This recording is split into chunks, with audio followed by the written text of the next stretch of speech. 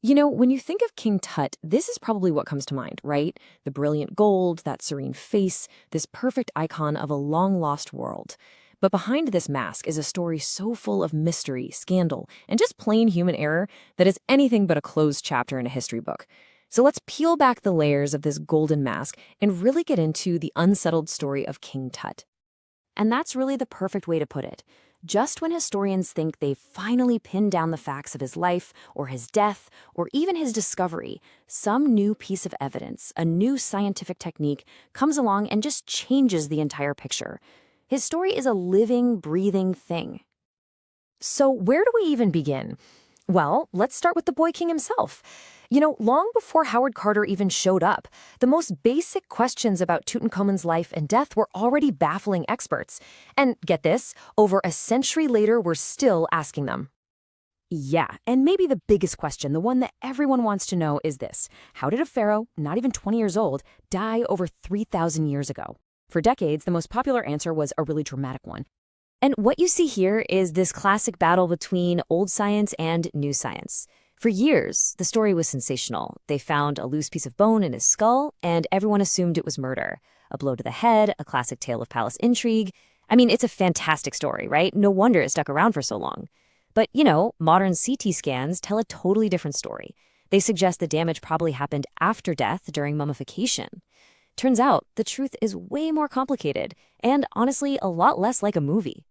So the picture we have now is of this really frail young man. He had malaria, a degenerative bone disease, and probably had a very hard time walking. I mean, think about it. Over 130 walking canes were buried with him. A leading theory today is that he might have had a bad fall, broken his leg, and that fracture got infected, which is what ultimately killed him.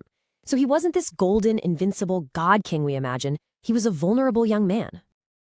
And it's not just his death that's a mystery. We've got this huge, fundamental question about his life. Who was his mother? Now, it's pretty widely accepted that his father was the pharaoh Akhenaten, but his mom's identity is a major puzzle. Okay, so DNA testing points to this one mummy they call the younger lady as his biological mother. But who was she? The top candidates include the legendary Nefertiti, or another wife named Kia, or maybe even one of Akhenaten's own sisters. So you're probably thinking, why is this so hard? We have DNA, right? Well, it turns out the royal family's practice of inbreeding makes the DNA evidence incredibly tangled and really difficult to sort out with any certainty. And then there's his tomb. It just feels wrong. Compared to other pharaohs, it's tiny and seems like it was put together in a real hurry. A lot of experts think it was never actually meant for him. The idea is that when he died unexpectedly, they had to quickly repurpose a tomb meant for someone less important. There's even evidence on the walls, microbial growth that suggests they sealed the whole thing up before the paint was even dry. Just wild. Okay, so the ancient mysteries are one thing, but a lot of the controversies around him are actually pretty modern. And it all starts with that famous discovery in 1922, which, let me tell you, was a lot messier than the history books let on. All right, so if I say discovery of King Tut's tomb, what's the one name that pops into your head? Howard Carter, right? He's the hero of the story, the determined archaeologist who searched for years and finally made the big breakthrough. But that story, it leaves out a huge part of the picture. All the backbreaking work was done by a team of local Egyptians. And according to many accounts, the person who some say actually spotted that first step leading down to the tomb wasn't an archaeologist at all. It was a young Egyptian water boy. Their critical roles were just erased from the popular version of the story. And the way they handled the mummy itself, I mean, by today's standards, it's just shocking. The body was literally glued to the solid gold coffin by all the hardened embalming resins. So to get it out, they used some really brutal methods. They tried leaving it out in the hot sun to melt the resin, used heated knives to try and pry him loose, and eventually they actually dismembered his body, cutting off his limbs and even his head just to get at the jewelry and that famous mask. And if that wasn't bad enough, there were these really serious accusations of theft. For years, people whispered that Carter had pocketed small artifacts for himself before officially logging them. And we're not just talking rumors here. Those suspicions were pretty much confirmed when items that were clearly from the tomb, but not on any official list, turned up in his personal collection after he died. I mean, it's a huge breach of archaeological ethics. You can imagine this discovery created a total media frenzy all over the world. To try and control things, Carter's financial backer sold exclusive rights to the story to the Times of London. This move created an international uproar and understandably infuriated Egyptian journalists, who were basically locked out of reporting on this incredible discovery happening in their own country. Just think about that. So yeah, the discovery was messy. But what's really incredible is that thousands of years later, this boy king is still causing trouble, right up to the present day.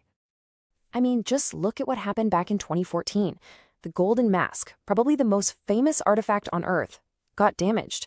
During cleaning, museum staff accidentally knocked off its iconic braided beard. So what did they do? Instead of calling in the experts, which you'd think would be the first step, the panicked staff tried to fix it themselves. And what did they use? Industrial epoxy glue. Yep, you heard that right. The result was, as you can imagine, a disaster. You could literally see clumps of dried glue on it, and they'd even scratch the priceless gold surface trying to scrape off the extra stuff.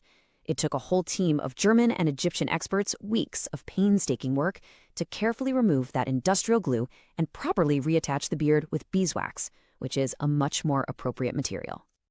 And it's not just museum accidents. Tut's treasures have even been players on the world's political stage.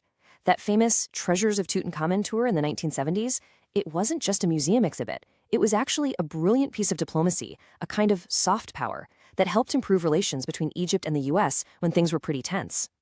And even more recently, a final world tour, before all the artifacts go to their new permanent home, ran into all sorts of problems.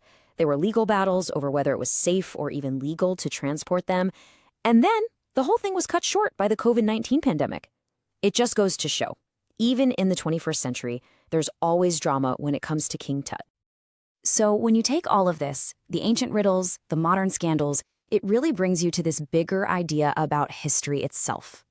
Because what this all tells us is that the real story of King Tut isn't just the shiny gold mask. It's a much bigger, much more human story about mistakes, politics, and the way science is always evolving. Our understanding is constantly being updated. And that really leaves us with this one big idea. History is never really finished. It's not a book you can just close. So you have to wonder, as these priceless treasures settle into their new home, as our technology gets better, what's the next secret the Boy King is going to reveal?